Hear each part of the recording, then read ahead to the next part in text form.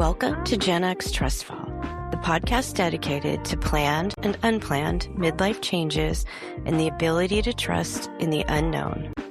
I'm Carla Loomis.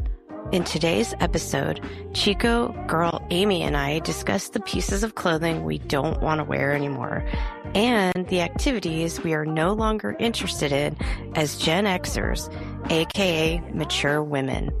Next, a fun conversation with Tyler Measom, Hollywood documentary filmmaker, podcaster, and all-around great guy. We chat about aging, changes in movie making, and his latest documentary project, If These Walls Could Rock. Thanks so much for listening. I hope you enjoy.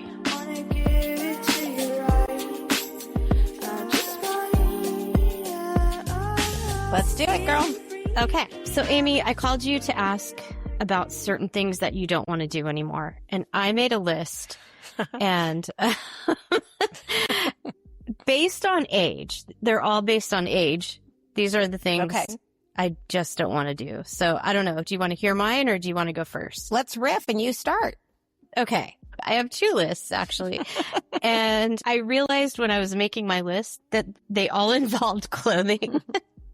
Oh, really? I think I get it with the ever-changing body.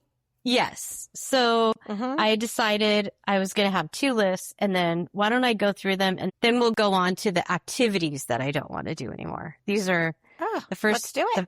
Okay. So the clothes that I don't want to wear anymore. Okay. Mm-hmm. I'm going to start with a belt. I don't ever want to wear a belt again. Carla, I have just started wearing belts, so this is interesting. Okay. I don't have a waist anymore.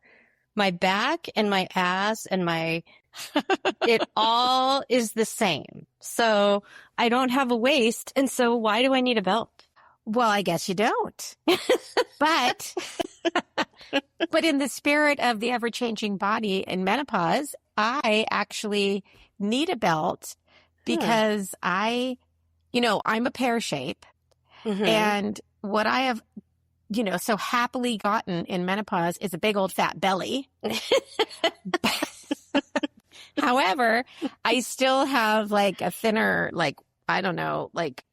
trunk area, whatever that's called. And so if I don't wear a belt, my pants are just really being pulled out by my big old fat belly. So I need the belt sort of to pull everything in and at least show that there's, a waist there or like a trunk that still sort of goes in. So isn't that interesting?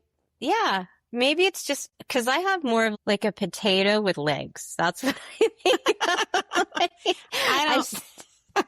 Carla, you're the first person I've ever known to have a potato shape. I know. And I don't think that exists, Carla.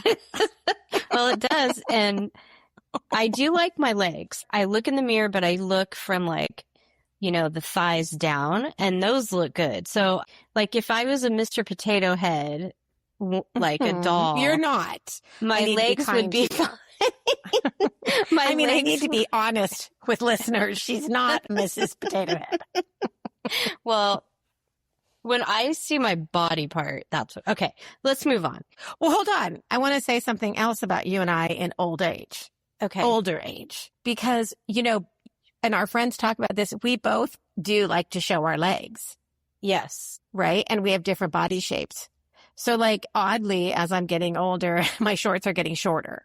I no longer could wear long shorts. Because why not highlight the one area that still has some muscle? Agree. Get the shorts shorter, but for me, they will not be with a belt. I will not be wearing anything with the belt. The shorts shorter, the t-shirts longer. Yours won't be belted in, but mine will be belted just below my bust. Okay. Perfect. Next time we get together, maybe you can try the look on me. I don't want to wear a one-piece anything. I do not want to wear a one-piece bathing suit or a jumpsuit. I don't even know what they're called anymore. I had a bunch of those, like cute little overalls, all that stuff. No, because if I have to go to the bathroom, I do not want to, take off a whole thing. Yeah, who has time? It may happen prior to the removal of it because when you got to go, you got to go. It may even happen when you don't have to go. Yeah. I don't want a one piece anything, and I don't want to bother with snaps down there. I don't want to worry about snapping or unsnapping. in the crotch area. Yeah. Okay. First of all, I do remember wearing overalls, but in general, I'm not really a person who wears whatever those are, jumpsuits. And I used to wear the overall dresses more. That being said, I really thought about a one-piece bathing suit. And here's my thought. Again, I might wear one to that trunk area that still sort of goes in. However, it's too friggin' hot. They're too hot anyway. I need things that breathe and things that are open places so that cool air could come in. Right? Agree. Yeah, I agree. But Love it. yeah, I don't want to pull anything down. Yeah, I can't do it. I think I'm done with skinny jeans as well. Even though you would think the potato shape, like a big shirt and skinny jeans, I do like the look. I don't like being constricted down like on my legs really. And I don't know. I can't seem to manage them right now. So I'm over them as well. Okay. I'm over skinny jeans. I agree with that. And it's mainly because, I think I'm just going to be honest and say it's a body I don't need to really try to show off in skinny jeans. Yes. It's Agreed. better. The mystery is pretty good. Leaving a little mystery to what it looks like is pretty good. Okay. And then I think I had one more. It was, nylons. I think that's a given. Does anyone wear nylons anymore? I hope not. And it's definitely a given. And any poor menopausal woman in the 50s that had to wear nylons. Oh my God. You poor doll, you. I know. And my grandma, I remember like a couple of years ago, I was going to school or I was dressing up for an interview. I was doing something and I needed something, right? Like I needed some type of covering on my legs. And so I bought those like thigh high nylons that they go mostly up your leg. And then they like band around it, whatever, because the idea of full nylons, I couldn't do it. It was awful. Yeah. I can't do it. Okay. Agreed. And then one more, I just had something that's really irritating, but if a pair of socks does not stay on the way they're supposed to stay on, they go in the trash right after that. Like 100%. Ugh. And I don't like those little ped socks that always fall down behind, whatever. Do you know what I'm talking about? Yes. I won't buy those. I have to look like a dork in at least ankle socks. I've looked all over for the good no-show socks. They don't work for me at all. No, that's what they're called. No-shows. They don't work for me either. Okay. Wait, and can I add something? Yes, please. Okay. My sister just reminded me that I used to wear my shorts with like a sandal with some sort of heel that was more than, I don't know, a half an inch. Yeah. Can't do it anymore, girl. Can't do it. I mean, I get back pain and no, thank you. I hear you. Yeah. So those heels are out too. Like, could you imagine wearing stilettos at this point in your life? Oh my God. No. But the housewives do it and they can walk on grass. They can walk on ship decks, whatever the ramps going up with all the holes. Like, I don't know how they do that. I don't know how they do it either, but I guess more power to you ladies because I can't do it. I can't do it either. No, I need shoes with really good arch support and they cannot be tall. They can't be high. Okay. These are the things I don't want to do anymore. These are the actions. The first one is I probably have like 10 sports bras and only two of them do not have removable pads. They stay in. And if I have to fucking get that little triangular piece of shit fold it in back into the bra, it makes me so mad. I can't do it anymore. I can't do it, girl. Right. And I agree with you. I hate those are in bathing suits too. Those little things. Yes. And you have to have them. Otherwise it's a nipple show. You have to have them. Yes. But they should be sewn in. Yeah. I won't buy another one. I bought a sports bra for $15 at a Lululemon, like a secondhand. And I thought, okay, this is an expensive bra. It is going to have sewn in pads. Do you think it did? No. Nope. No, because is there a reason like you could take them out and replace them and your bra lasts longer if they're not sewn in? Like probably something like that, right? I don't know, but it's stupid. At our age, we could at least just throw the bra away and not, we don't need to replace them to save the bra. right? No. I thought about sewing the hole shut, but that won't do it because then they're going to just get twisted inside. It pisses me off. So that's my number one. I tried to explain that to Angelo, who also tried to tell me that I once clogged the washing machine because he found one of those pads inside the drain or something. And I am calling bullshit on that because I put my bras in a bag. Yeah. Okay. I never want to sleep in a sleeping bag again. Do you? Hold on. Tell me why. I could be convinced not to. And it's been a while, but why? You're super constricted and it's fucking so hot. Like it's designed to keep you warm. And yet, don't you just wake up in the middle of the night and all the covers are off and you're burning up, like you're sweating your ass off? Absolutely. But, I would keep it unzipped, girl. And then I would kind of like it because I do like that idea I like the hug of a sleeping bag. Oof. Maybe I need to be hugged more.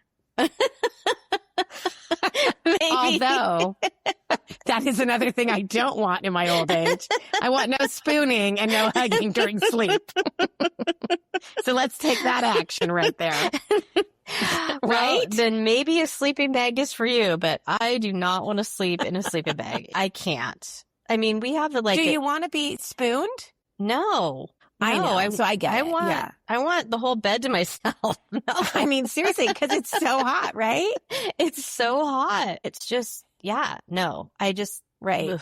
And then it's kind of dirty. Like there's no sheets in there. You're just in the blanket, like, I don't know.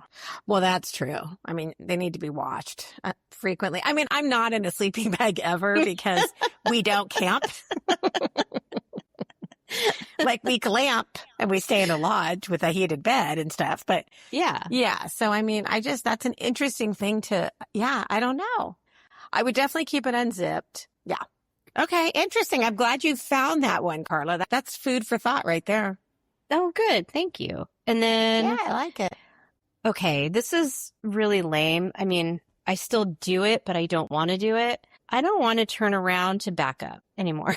Like, I want to look in my camera straight ahead and back up without turning around. Well, the world's taking care of you because that's basically out of style to do anyway. You don't look like a nerd and turn your head, right? Like you have a backup cam. You're super cool. I know. I'm lucky. My car is really old. It's 10 years old, but I do have a backup camera and I love it. I have driven a car without one and it's so weird. Like to not have a backup. I like them as well. I like the backup camera. It's just safer. That's it. I like it. And I do agree that any energy that you cannot spend and you could save, such as turning your head to back out, is a good thing. I mean, as I like to say, why burn a calorie when you don't need to? Exactly. I mean, I do have a few more. I don't want to iron, even though I will. Like, if it's between an outfit that I have to iron and one I don't, easily picking the one I don't. And I didn't want to mention it, but I did decide when I made this list, I'm going to leave sex out of it completely. So we're not even talking about. No, we're not going there. No, correct. we're not. No. This is not that conversation. No, because we could just list things off fast. It would be like a speed round. So let's not do it. We're not going to do it. But in the same vein, in a way, I don't want to shave every day. Like, I will shave certain body parts, but I don't want to do it every day anymore because, I mean, being Italian, right? I'm so hairy. Like, I'm a hairy girl. And I had to shave. I mean, I could have shaved twice a day at some point. Like, I had the 5 o'clock shadow under my arms, easily. I get it. But I don't want to do it every day. I'll do it once in a while, but I don't want to do it every day. No, I definitely don't do it every day. And I'd like to add a couple of things when we're talking about the hairy Italian gals, because I'm one as well. I don't wax or dye my mustache anymore. And I love to call it my mustache because my husband goes like, he asks me to stop, so I just can't. What's that called? What are those things called? Hold on. Dermablade. Twinkles. Or dermablade. Dermablade, yeah. Yeah. Yeah. Me too. Okay. And in the same vein, another thing my husband hates is that I shave every morning with my dermablade because I have a beard. It's minor. Right. Agreed. I really don't have a beard. I have random hairs that grow, and I used to pluck them. Nope. Yeah. Those get dermabladed. So I do dermablade every day or every other day. I don't pluck my eyebrows. I find it painful. Agreed. Yeah. And so, yeah, the shaving and all the hair crap, got it down to a dermablade in just a couple days a week. Yeah. And you know what? Can I tell you about expending energy? Is that the right word? I hate putting lotion on every morning. I hate it. I don't do that. I don't do it. Oh, what? You don't get really dry? No. I do. Wow. I put like moisturizer on my face, but other than that, I don't get that dry. My legs sometimes do, but no, I don't do that. I definitely get dry. And so I have to do lotion. And it's so simple. There are a couple things that are so simple that I just want to stop doing. One is lotion. Yeah. I just want to stop doing it. Yeah. I'm going to add a couple more things, Carla, now that we're talking about it, because I don't wear makeup every day. Forget it. No, me either. I used to wear it every day. Forget it. And what replaces makeup when you're our age is the amount of moisturizers and sunscreen and tonics and serums. Like by the time my face is prepped and ready to be made up, I'm ready for bed. Like, forget it. Well, I don't even do that. I do the oil of Olay with the sunscreen and call it good. That's what I do. I definitely have a routine. Yeah, and it's a lot and it's expensive, whatever, but I do it, but I forget makeup. Can't do it. Can't do it because that would be all day in the bathroom. Oh, and if everybody must know, here's something I won't do anymore. I will not wash my hair every day. That is out. Yeah. Out. Wait, well, even if you exercise?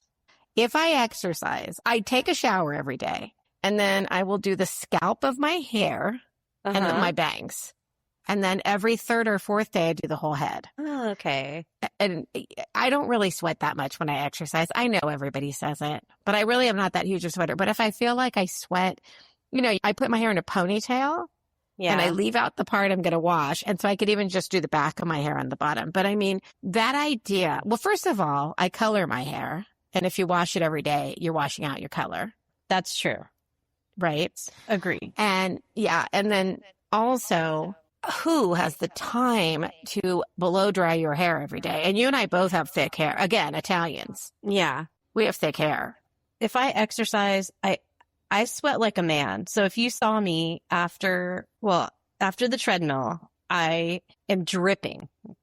Literally. Okay. I'm dripping with sweat. So if I'm like doing well with the exercise, I do have to wash my hair. But a lot of times it's just, I'll dry my bangs or whatever, and then everything else goes up in a clip, in a whatever. Yeah, that's another strategy. If you have to wash your hair every day, that's the strategy. Or if you don't want to blow dry your hair. And listen, I just want to tell you how lucky Angelo, your husband, is because he married Mrs. Potato Head, who sweats like a man, who has mustaches and hair all over. I know. What was he thinking? He was like, I always wanted to marry an Italian. Like, oh, dude, good for you. Mission accomplished. But guess what you got? An Italian. And I'm here to say, because I couldn't resist saying that to Angelo, but those are not accurate statements about you, but I understand that you feel that way. But those are definitely inaccurate, Mrs. Potato Head. Well, thanks for going over my list with me. I appreciate it. Excellent. Anytime. You're welcome. And I'm going to send you my sleeping bag that Angela bought me for when we go camping. I'm going to give that to you. Thank you so much. I can't wait to sleep on the floor, which I will never do again. With your sleeping bag open because you're so hot in that fucking thing. Exactly. Can't wait. Thank you. I just won a sleeping bag in this contest. I feel great. Okay. Bye. Bye.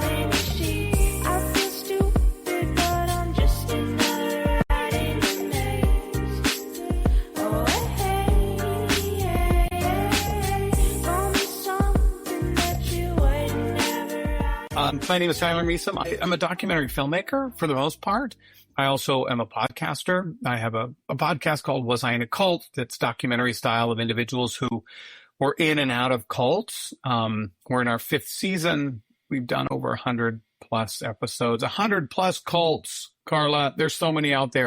I've also made a number of documentaries, high profile documentaries and documentary series. So I'm lucky to be doing what I wanted to do when I was 10 years old, other than all the shit that goes with being mid-50s. Yes. Let's talk about that later. But first, Okay. Let's talk about old age later. It's not that much fun. We better save it for the end. So you always wanted to be a filmmaker even at a young age? Yeah. So I grew up in a place where filmmaking wasn't necessarily something that you could do. I was, oddly enough, I was raised as a Mormon. I no longer am, he says, as he sips coffee. And gets ready for his mimosa later. Yes. As you know, coffee is immoral in the Mormon faith. Yes. So I grew up in a small town in Utah, big Mormon family. My parents were, for the most part, kind of supportive, as long as what I was doing was Mormon and responsible, which I didn't want to do. Yes. But I decided at the age of 10, after seeing Indiana Jones and the Raiders of the Lost Ark, that I wanted to be a Nazi killing treasure hunter. And that didn't work out. So I decided to be a filmmaker. I decided at 10 I wanted to be a filmmaker, and it's just something I wanted to do. I was always artistic, and I started working on film sets when I was 17, when I was still in high school. And then I went on a Mormon mission, which is a whole different story and episode that we don't necessarily need to go into. And I came back and I started working full time in the film industry. And then I made some short films, and then I made features. So yeah, it's kind of always what I wanted to do. I'm quite lucky. Yeah, that's really cool, because I think not a lot of people know from a young age. I feel like artists do know. I think artists somehow have that in them where they need to actually do that. Kirk Ward and I talked about that during our interview, and how some people they have to do their art. It doesn't matter. He tried selling shoes at some point, and I see him being a pretty good shoe salesman. Yeah. I have to say.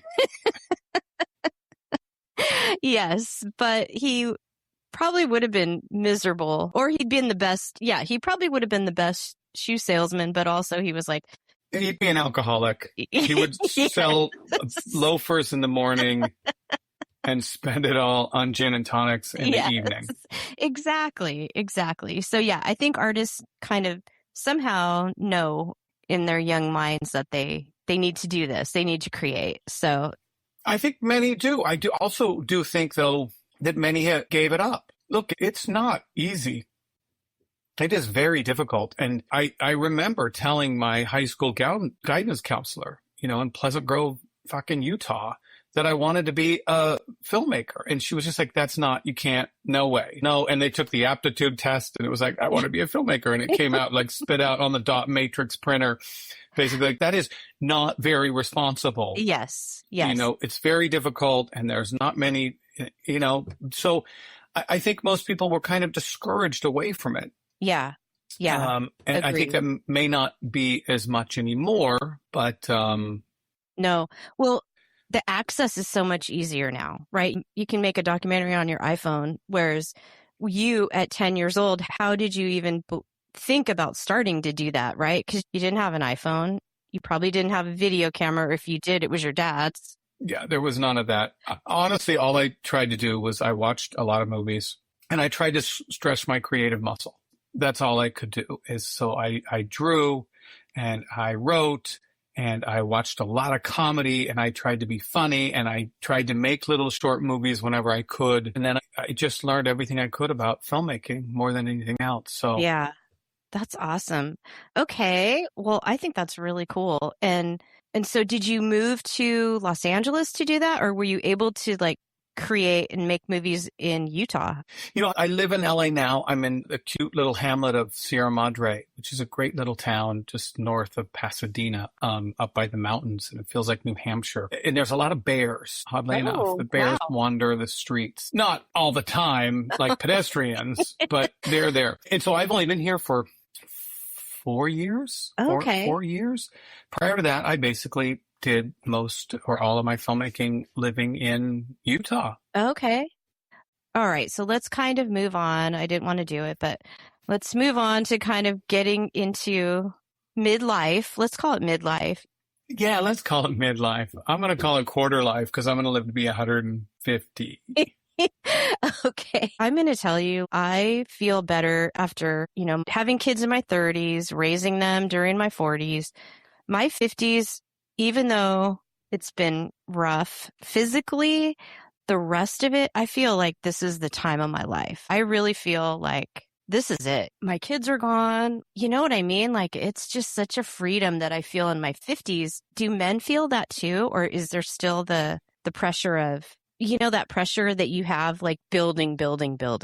Look, even though earlier I said I'm doing what I wanted to do when I was 10 years old, scant few individuals can say they're really where they thought they would be when they were in their 50s. And I do think this generation is a little different than the generation that preceded it. I mean, I looked at my dad when he was 50, and maybe my children look at me as 50 and just look at me like an old doddering man. But it just looks like 50-year-olds back then looked, and you see those memes of like the Golden Girls, and they're ancient, or Wilford Brimley. And it's like, oh, he's 53. And, just people looked older. You look at old baseball cards of the 70s, and even they're in their 20s, they look like they were old men. I don't know what it is, why we all look younger now, but I exercise, and I love to exercise, and I eat well. And I made a conscious decision. I think, once you go into your 40s, like your warranty kind of expires. Yeah.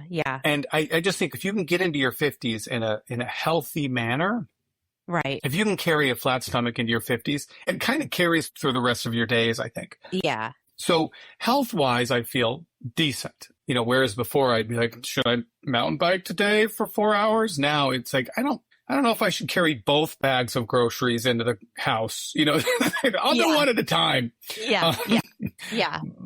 So, and you need much better arch support. I don't know about men, but women, the arch support is so important. I think it's just the back. You know what I like is I perfected that kind of, yesterday it happened. I was on the ground, and I have a 7-year-old son. So I'm 54 with a 7-year-old son. I have a 26-year-old daughter and a 7-year-old son. So I kind of run the gamut. And you want to talk about exhausting, is mid-50s with a 7-year-old, because they have so much energy and they want to play and they want to run around. And quite literally yesterday, it was like, can we play horsey? Why don't you get on all 4 knees? And I was like, can I put knee pads on? And I was like, we have to do it on the rug because I can't. Yeah. And then I did it, and it certainly was not the rodeo, I assure you. But when I got up, I did that whole thing where I go, Yes. And I immediately said to my wife, I go, God, I sound like my dad. I know. So I've kind of perfected that exhale when you sit or get out of a chair. I'm like, up. Oh, I know. And you realize after you said it or did it, like, oh shit, I sound so old right now. Oh. And I realized they did. I thought that in my mind. I was like, did I need to do that? Did that help me get up? Was that the forced, uncontrollable spasm? Or is that just me going, that hurt a little bit and I want people to know it? So I lightly made a little note to myself, you don't need to fucking show people how old you are every time you get off the sofa. Right, exactly. And what about like emotionally and mentally? Because I feel like I'm younger now than I was in my 40s. I really do mentally. Either that or I've just reverted back to, my teenage years of mentality and thinking I have to swear as often as possible and all the things that I tried not to do in my 40s. What about you? Like, how do you feel mentally in your 50s? I think you go through a significant portion of your life. And look, we're children of the 80s. We were John Hughes kids. We were taught that being cool was the most important thing. Yeah. That you had to say the right thing, you had to do the right thing, else you were labeled a dork. And it was kind of difficult. Like, if you wore the wrong pair of pants in the 80s, you got mocked or made fun of or bullied. And you had to kind of much more fit in, and being cool was of the utmost important. And I think that carries in through your 20s and maybe even a touch into your 30s, where you're still trying to be the cool kid. You're still trying to make sure you don't say the stupid thing in the locker room. And then when you get a little older in your 40s, you just go, I don't give a shit. I don't care what you think about me, or you find your own people that don't care Right. what they think about you. So now I think we get older and we just go, this is kind of who I am and I'm going to be that person for the most part. So that's refreshing to just not care for the most part. You still can't be a jackass. Although, I don't know, I've seen a lot of jackasses in today's world. It seems to be more acceptable now to be an asshole. It's much more acceptable for some very odd reason. Well, we know why, but anyway. So I feel what age does give you is, it's cliche, but it's just the wisdom. You do have a little more wisdom. I think if you're wise and, you hear these people say like, oh, I have no regrets. Well, that's stupid. That's very stupid. You should have regrets because you've made bad decisions. And there's always that point. If you look back and you wake up one morning and you're hungover and you did stupid shit and you were out too late and you drank too much, you can always look back on those bad decisions and recognize that there was an out. You can always notice and go, I had a moment where I said to my friends, you know what? I think I'm going to go home. And they're like, no, dude, what are you, pussy? Come on, have another beer. And you chose the wrong road. And I think as you get older, you can start to recognize the two paths and go, I am going to go home. I'm not going to make that decision. And so hopefully if you recognize that you have regrets because you made a bad choice, which happens, and you go, I regret that, I'm going to try not to do that again and choose the right point. And that's what age and wisdom. I agree. Yeah, I have two boys, and boys tend to do ridiculous things. And so I remember telling them when they were young, there are only three things that you can do that are non-reversible, that you can't go back and change. 1, get someone pregnant. 2, kill someone. And 3, acquire an addiction, because those are the 3 things that you're going to live with forever. Everything else is reversible. You can get a divorce. You can change your job. You can change your career. Like everything's changeable for me in my mind, except those 3 things. And of course you're going to have regrets. That's a great point that you bring up, because everyone regrets stuff all the time. Or they should. Yes, and if they don't, then they're denying that they're learning from those poor decisions that they made. I agree. Yeah. Yeah, it's a shitty t-shirt slogan. You know what I mean? No regrets. Dude. Right. Stupid. We all have regrets. I have them every day, but they don't define you if you keep going forward and learning from them, like you said. So recently, have you noticed a lot of changes in your industry, whether that is the podcasting or in documentary filmmaking? Have you noticed recently? Have you noticed changes?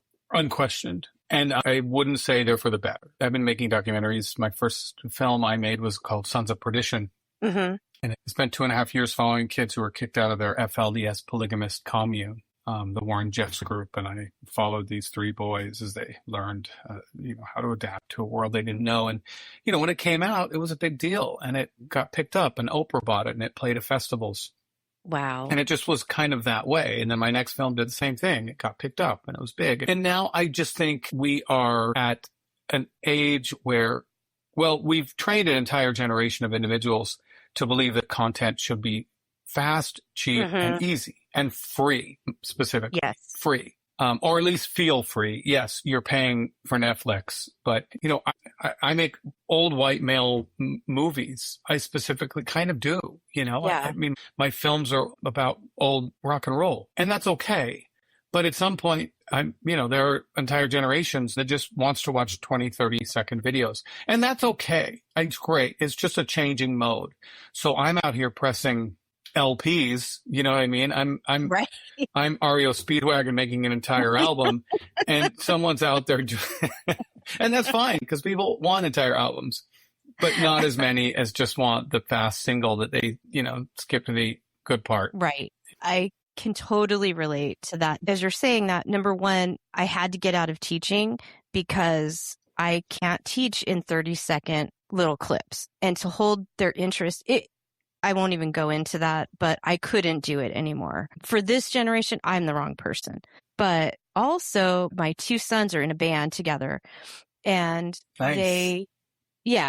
They're really good. They're amazing. And they're on a very small label, but I mean, they actually do have an LP that came out, but it's a novelty, right? And there's only 1,500 or something. I mean, it's very limited. And so all their music obviously is on whatever platforms.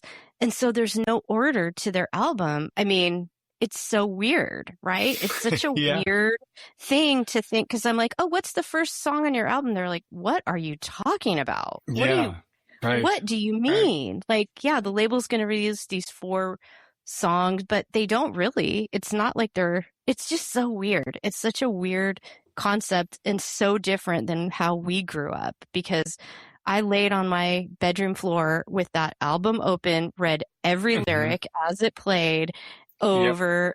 And Aria Speedwagon was probably my second album that I bought. Nice. I'm glad I brought that up then. I am too, because I loved them so much. Yeah. I think what that came down to is the time factor. Like, we found the time to just enjoy. Yeah.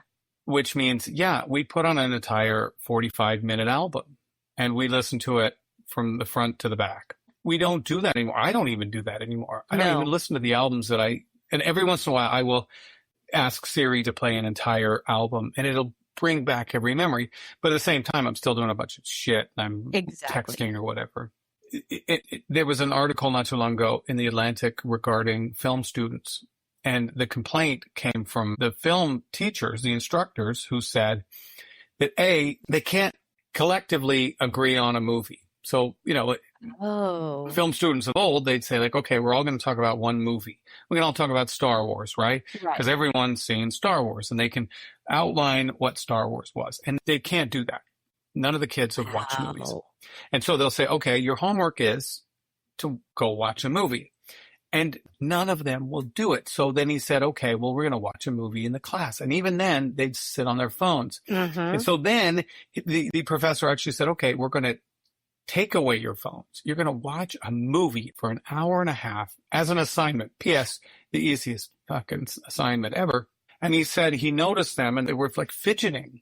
Yeah. Like fidgeting as if they have an addiction, like they need to smoke and they can't just sit still. You can call us old fuddy-duddies and here we are just complaining about the kids, but there is an element of taking away the beautiful 3-act structure of sitting and sinking into something and enjoying it and forget about what someone else is thinking for a minute, which is basically what you're doing when you're getting on your phone. What is this other person thinking, doing, saying, caring about?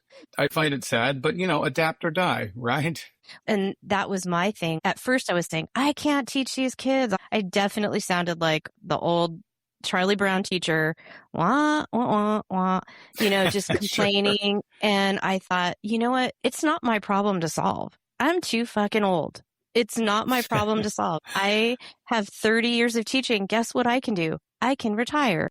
And it's going to take somebody from their own generation or slightly ahead to go, oh, here's how we solve this problem. Or this isn't a problem because I'm going to do A, B, and C. So exactly what you said. My way of adapting is I can't do this anymore. I have to do something else. Yeah, right. Because I'm too old to actually figure out how to get around it. But I really feel for professors too, because you tend to think that in a university or college or whatever, those kids are there to learn that specific thing and they're motivated, but they still grew up with that phone in their pocket. And so, like you said, it's a habit. It's hard to break.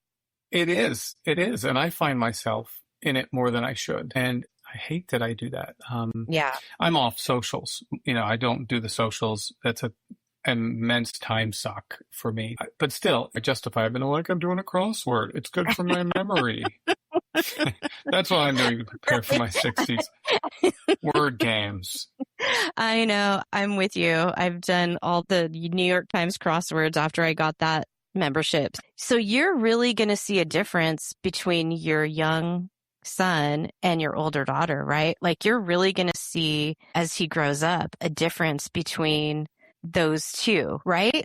Yeah. I mean, I'm seeing it already. I think we were a little more lenient with our first child in that, we didn't necessarily know. And, she was raised not in a cell phone generation either. She's 26 years old. So it wasn't the social media mess and fears that it was. Of course, there's always concerns for your children. Sure. But we are much more non-screen based with our son. I'm sure he gets to watch, comic or cartoons. Sure. He wants to watch shows, and he plays a little bit of games. But I'll tell you, we got all of his parents and all the friends from his class. They kind of got together, and the parents said, we're going to buy a tin cans. Do you know the tin cans? No. Tin can is basically a phone. It's a plug-in, push the buttons to dial someone's phone. Just a phone. It looks just like the phone you and I had hanging from the kitchen wall. It's got the cord and everything. And we're like, we're going to do this so all the kids can communicate and talk. Yeah. And it costs X amount. And they all have a number. And it's just going to be wrapped. They're going to just sit on a beanbag and talk about what the day was. We all got it. My son has no interest. None of the kids do. None of the kids. Zero interest. Zero. Well, that was money well spent. There you go. And it was an attempt, and we're trying to... It's like at Christmas when you buy the kid the $100 toy and they want to play with the box, right? Right. Yeah, but he didn't even want to play with the box. He was just like, "What is this story. Museum piece? What are we going to talk about?" Story. Not a museum. They just sit. But it makes us feel good to know that there's a phone sitting there. That's awesome. Well, I can tell you from having two boys, they don't talk anyway. I had to drag the info out of them, all the time. I still do. How's everything? Oh, good. What's going on? Look at my Instagram. You'll find out more. Yeah. Well, my kids aren't into that at all either. So that's actually kind of a struggle. When you have a band, you kind of need to promote it. And they are not into that at all. So that... Interesting. Yeah, they're great musicians, they're great songwriters, they're all that, but they do not give a shit about social media. So that's kind of the problem. So do you have anything coming up in the future that we can look forward to and check out? And I did a film recently that is completed and will be distributed soon. It's called If These Walls Could Rock. It is about the famed Sunset Marquis Hotel in West Hollywood, which for the last 60 plus years has been the haven for rock and rollers to come and stay and create and party and meet and throw TVs out the window. It has the greatest lineup of rock and rollers ever. And I know that's a bold statement, but I'm saying it. And it was a dream for me. We had Bruce Springsteen in our movie, and Slash, and Dave Grohl, and Cyndi Lauper, and Sheryl Crow, and Ringo Starr. We got a Beatle, for God's sakes, and there's only 12 Beatles. I don't know if you know. So just everyone. It was remarkable to interview these people. And I remember going to interview Slash, who, P.S., is the nicest, normalest dude. He showed up in a backwards basebut hat. And then when he sat down for the interview, he pulled out his hat box and put on the old black stovepipe and, put on his costume. But I wanted to call my 17-year-old self and be like, dude, guess who I'm interviewing? Of course, my 17-year-old self would probably be like, so what, dude? Shut up. I don't know. Slash, I'm sure even to 17-year-old Tyler, that would have been pretty impressive. It would have been cool. It probably would have been cooler to the 17-year-old Tyler than it is to the 50-plus-year-old Tyler. Yeah, that's pretty fucking cool.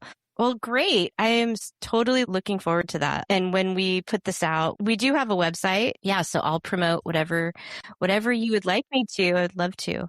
Comes out August 14th. It's available at Blockbuster Videos. Excellent. Oh my God. You have to go down and walk around. No, it's not. It's, I'm sure. Isn't there was one Blockbuster left, right? There's one more. Oregon. There's a good documentary. Yeah. It was a really good documentary. I don't think that's around anymore. Probably not. I still have my Blockbuster card though. So if there were one, I could rent it. It's coming back. Yeah. Excellent. So it will be available. And then, of course, the podcast keeps me very happy and very busy. I love it.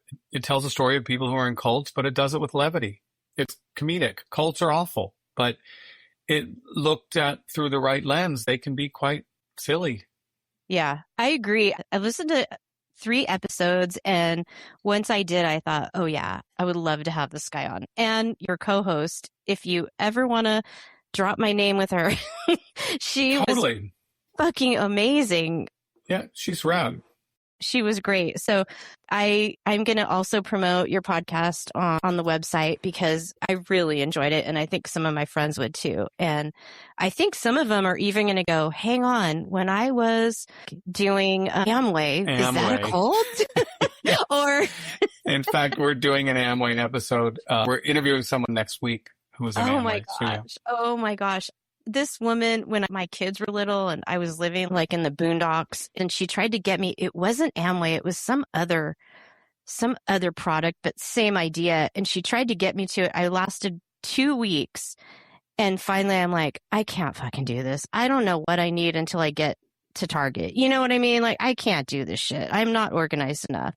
But it felt weird. It did feel weird to me. Like a little thing was going off in my head. Like, this is weird. Why does she want me to order, dishwashing liquid from her? I don't get it. It's too strange.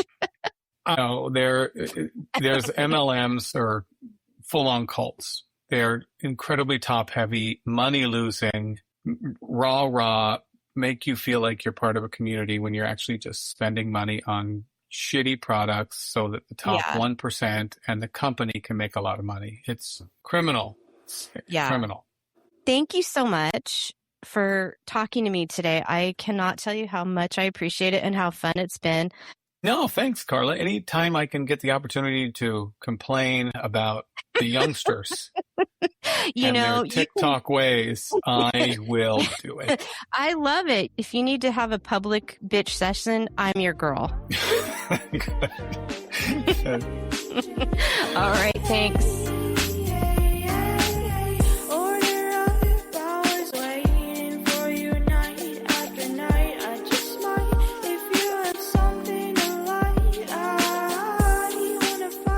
Thank you for joining me on today's adventure. As always, thank you to Amy Clifford for her willingness to talk about things we just won't do anymore, and for pointing out how lucky my husband is. A huge thank you to Tyler Measom for taking the time to talk with me about his career journey, adapting to change, and blockbuster video. I highly recommend Tyler's documentary series on Netflix, Murder Among the Mormons, and his podcast, Was I in a Cult? Shout out to Kirk Ward for introducing me to Tyler and for the upcoming Hollywood hookups. Thank you for listening to Gen X TrustFall. If you liked this episode or have a suggestion for a potential guest, please check out our website at genxtrustfall.com. Gen X TrustFall is produced by me and the recording master Ryan Loomis at Double Banger Studio. Music by Ryan and Sam. Website and advisory by Amy Clifford.